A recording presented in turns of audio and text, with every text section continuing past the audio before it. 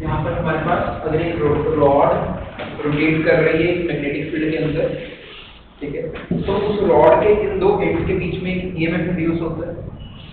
दो एंड्स के बीच में वो कितना ईएमएफ प्रोड्यूस होता है?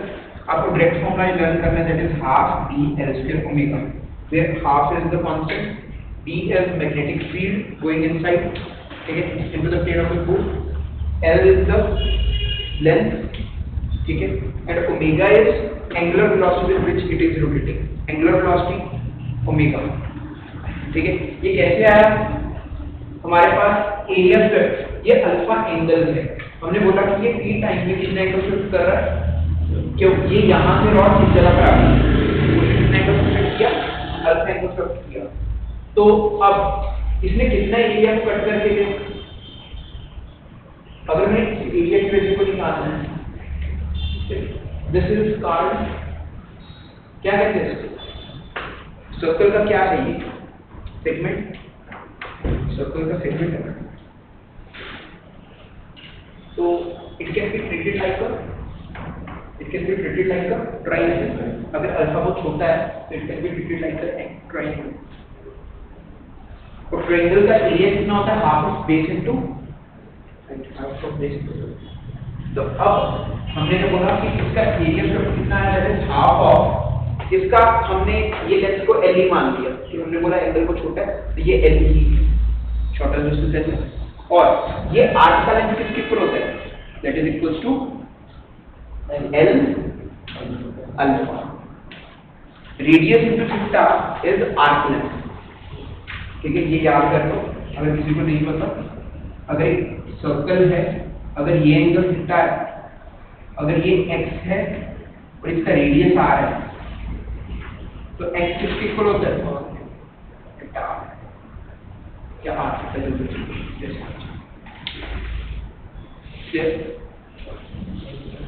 तो अब हमने इस चीज को क्या कितना है बोला, that is alpha into L. तो एरिया कितना आ गया, half L into alpha L. इसको कंबाइन किया तो ये एरिया आ गया। Flux is D cos theta, और एरिया कट के फ्लक्स 90 डिग्री एरिया कट के 0 डिग्री एंगल बना रहा है मैग्नेटिक फील्ड, तो बी ए तो ये आ गया। तो magnetic field D into area is flux, ये फ्लक्स आ गया, और ईएमएफ कितना होगा, that is d∅ by dt।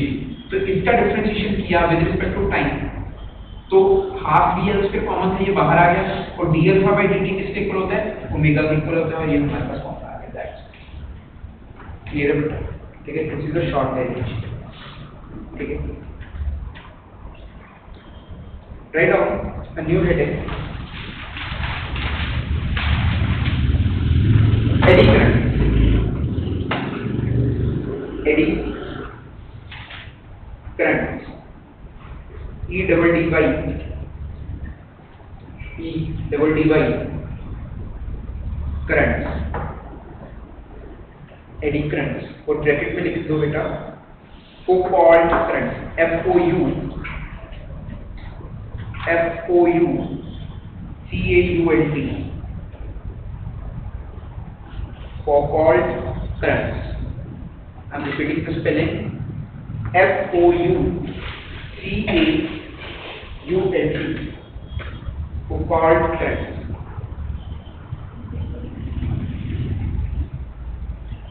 इसमें लिखो बेटा, लिखिए बेटा, इसमें लिखो the induced, और इसको बेटा लिख लो important for boards,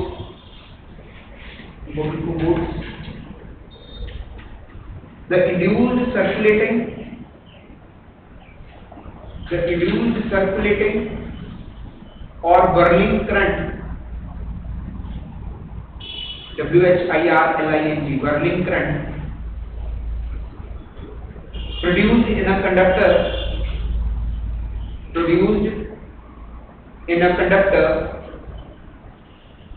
itself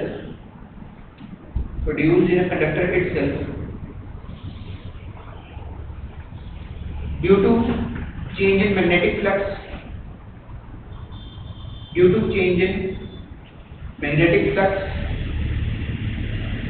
linked with the conductor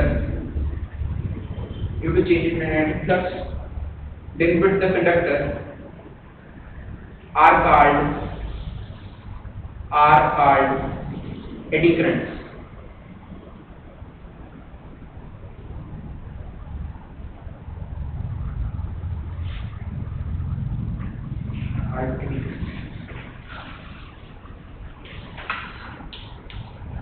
basically अब एडी करंट्स है क्या चीज, ठीक है।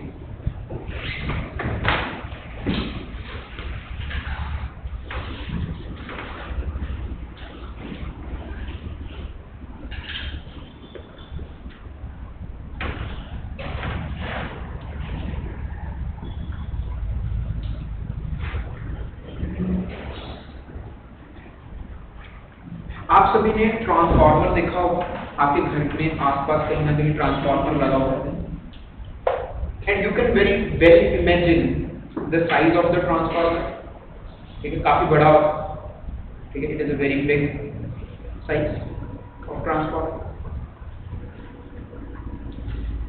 ट्रांसफार्मर के अंदर भी what is the funda of transformer that we will study in electromagnetic induction, वो एंड में आए, ठीक है। अभी के लिए एक बात समझ लेते हैं कि बेसिकली हमारे पास ना कॉइल्स होती है, ट्रांसफार्मर के अंदर क्या होती है, कॉइल्स होती है, सर्कुलर कॉइल्स होती है, गोल गोल गोल गोल गोल गोल गोल गोल। और सर्कुलर कॉइल को हम मेटल के पीस के ऊपर टर्न करवाएंगे, मेटल के पीस के ऊपर टर्न करवाएंगे।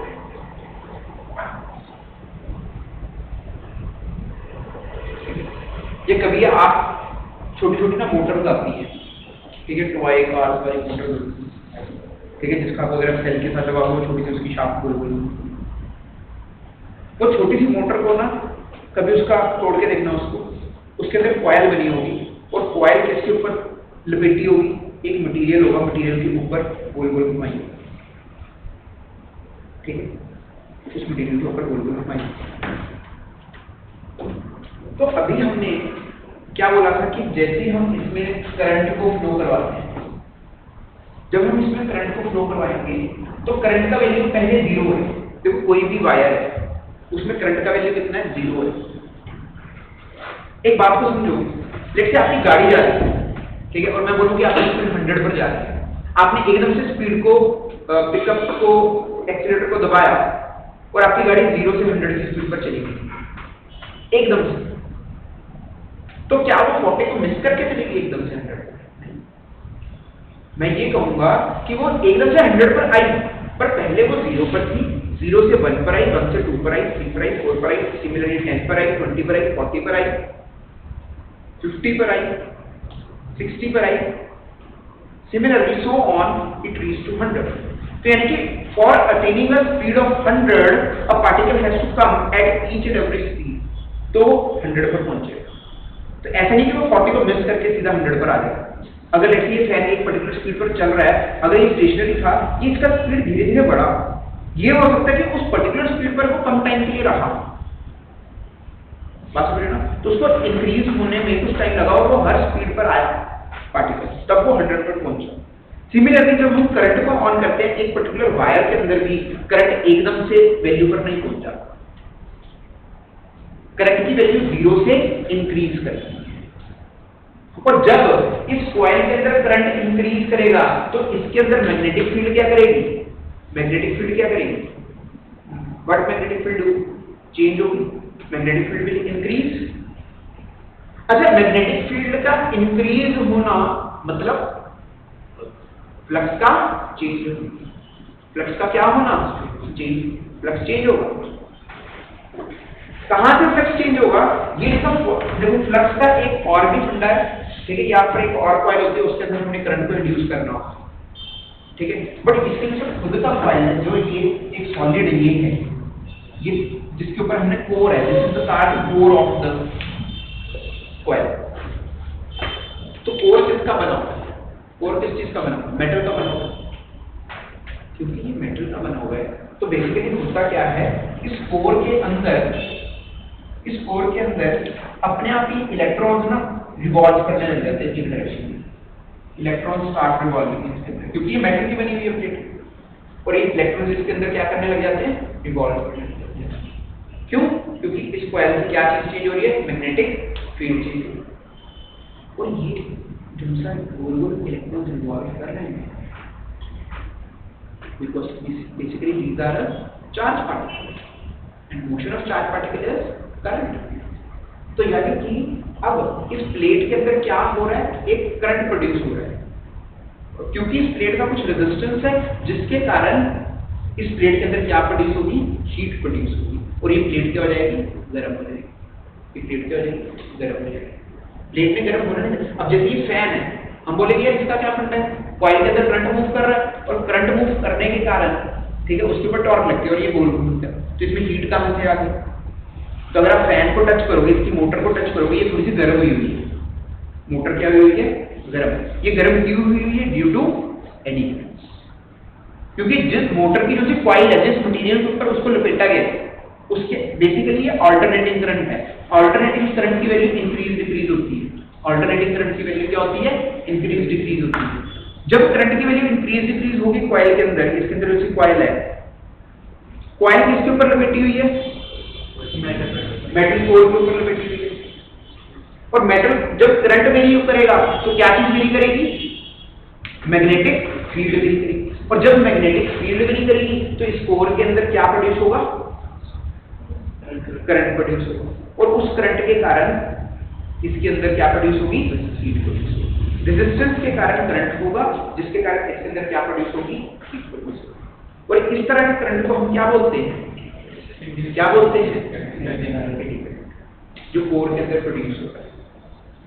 तो बात में पूरा लिंक है, तो मेरे को बता सकता है दोबारा से पूरा लिंक, जब मैंने बोला, बोलो कौन बताएगा।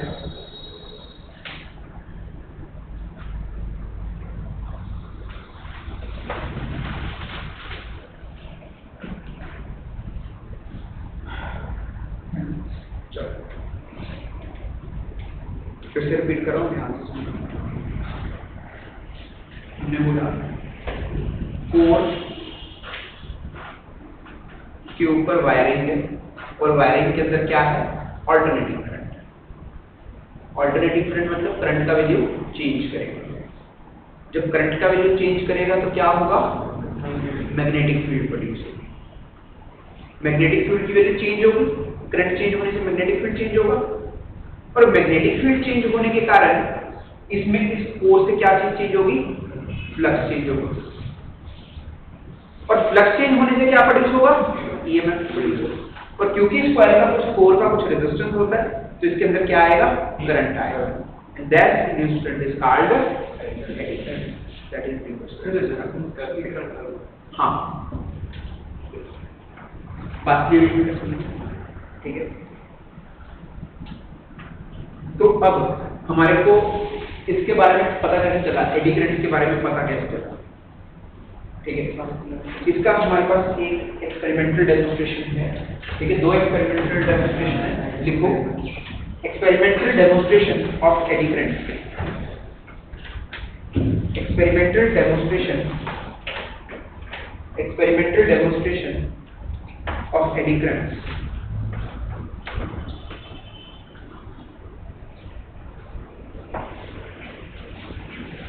Experimental demonstration of eddy currents. First लिखो बेटा, jumping disk, jumping disk, jumping disk।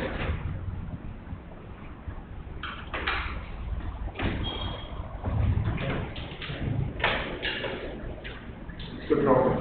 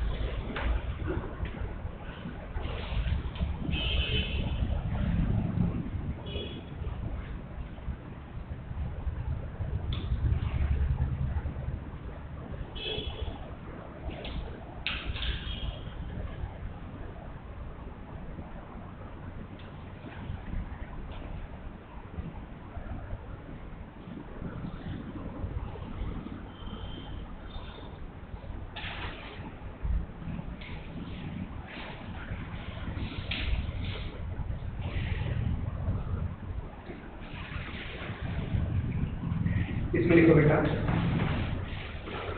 an aluminum disc is placed over the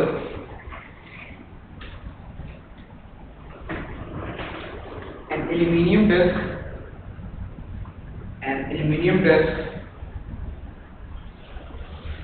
is placed over the core of a electromagnet, over the core of an electromagnet. When the current in the closed circuit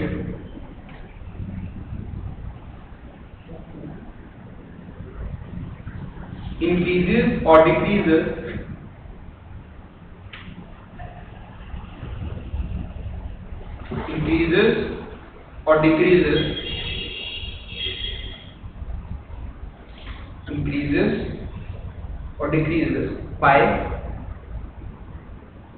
by switching on and off key,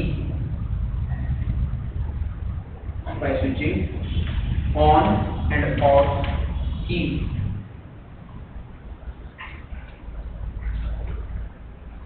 the disc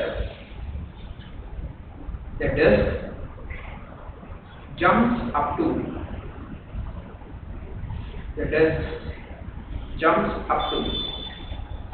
a certain level. The disc jumps up to a certain level.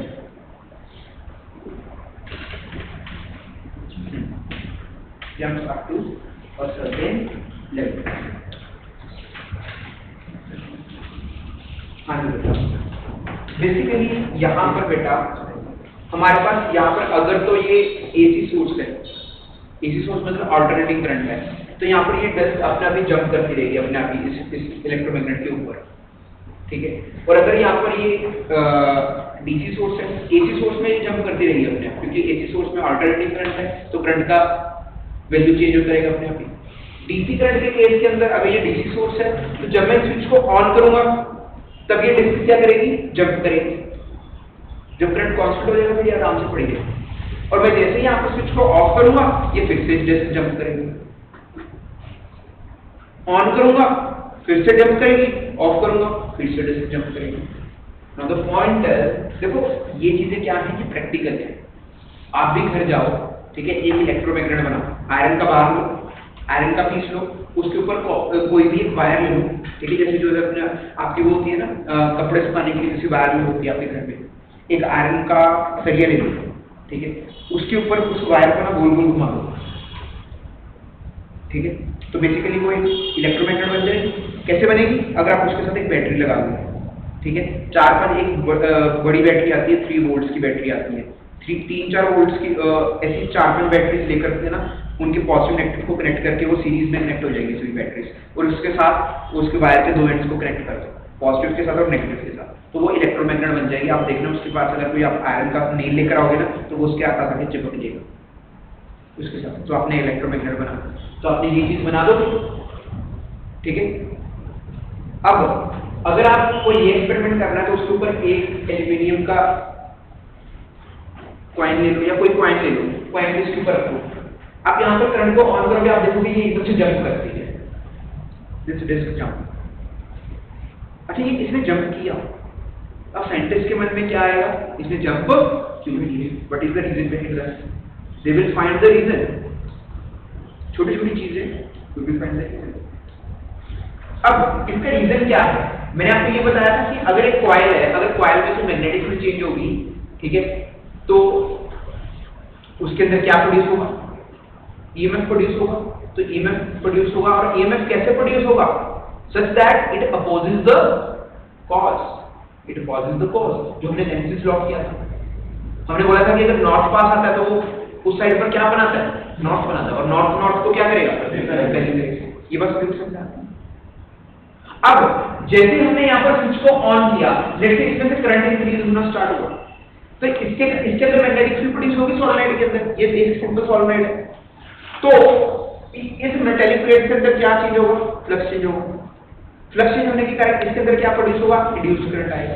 अब induced current कैसे आएगा कि इसका अगर यहाँ पर north बनता है तो इस प्लेट का नीचे क्या बनेगा, नॉर्थ बनेगा, और नॉर्थ को क्या करता है, तो ये डिस्क क्या करेगी, जंप क्या करेगी, जंप करेगी। क्यों? क्योंकि इस मेटालिक प्लेट के अंदर क्या आया, एडी करंट। इस मेटालिक प्लेट के अंदर क्या है, एडी करंट। यहाँ से क्लियर है? ठीक है। सिमिलरली एक सेकंड लिखो,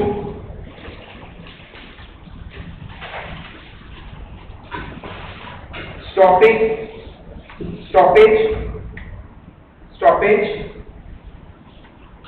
और damping,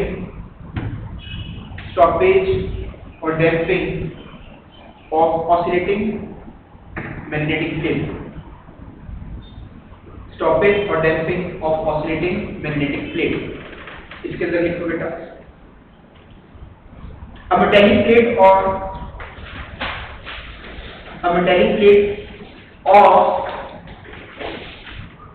metallic plate of copper or aluminum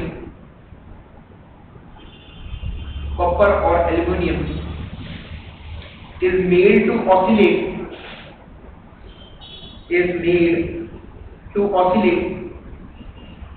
about the axis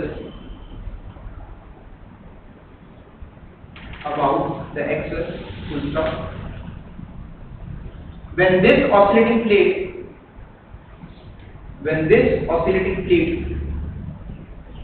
is suspended between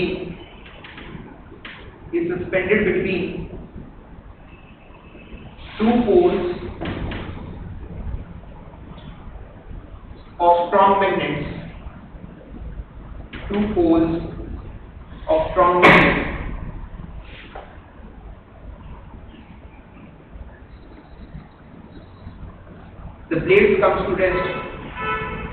the plate comes to rest in short interval of time. The plate comes to rest in short interval of time.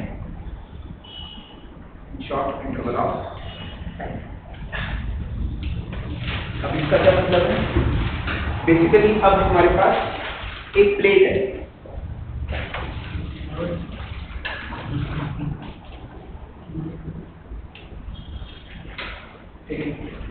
एक metallic plate है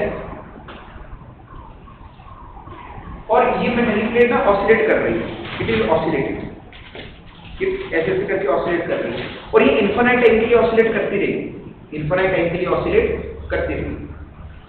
क्यों करती रहेगी? क्योंकि इसकी potential energy kinetic energy के अंदर convert होगी और किनेटिक एनर्जी पोटेंशियल एनर्जी के अंदर। अब वो कहते हैं कि अगर मैं इस ऑसिलेटिंग प्लेट के अक्रॉस दो पोल्स लगा देता हूं, कौन से दो पोल्स? एक नॉर्थ पोल और एक साउथ पोल। तो बेसिकली ये मैग्नेटिक फील्ड है और ये क्या है, प्लेट। और जब प्लेट रोटेट करेगी तो प्लेट से क्या चेंज होगा? मैग्नेटिक फील्ड चेंज होगी। अच्छा, अगर मैग्नेटिक फील्ड चेंज होगी तो क्या प्लेट से चेंज होगा? मैग्नेटिक फ्लक्स चेंज होगा। और मैग्नेटिक फ्लक्स चेंज होने के कारण इस प्लेट के अंदर क्या प्रोड्यूस होगा? करंट प्रोड्यूस होगा। इस प्लेट के अंदर करंट प्रोड्यूस होगा सब। तो ये करंट क्यों आ रहा है? Due to motion of the plate, है ना। तो आप क्या देखोगे, ये इस करंट के कारण इस प्लेट के अंदर हीट प्रोड्यूस होगा, यानी कि जो इसके पास काइनेटिक एनर्जी और पोटेंशियल एनर्जी थी ना, वो किसके अंदर कन्वर्ट हो जाएगी? हीट के अंदर। और ये प्लेट क्या हो जाएगी? स्टेशनरी हो जाएगी। तो प्लेट क्या हो जाएगी? डैम्प हो जाएगी। डैम्प का मतलब समझते हो? उसके ऑसिलेशन खत्म होकर वो क्या आ जाएगी? स्टेशनरी हो जाएगी अपने। अगर मैग्नेटिक फील्ड नहीं है तो ये प्लेट ऑसिलेट करती रहेगी और जैसे आप मैग्नेटिक फील्ड लगा दोगे ये प्लेट अपने आप ऐसे करते करते रुक जाएगी और ये गर्म हो जाएगी। बात नहीं है। So these are the two demonstrations जिससे हमें पता चला कि एडी करंट्स होते हैं, ठीक है। And in the next class we will do advantages of eddy current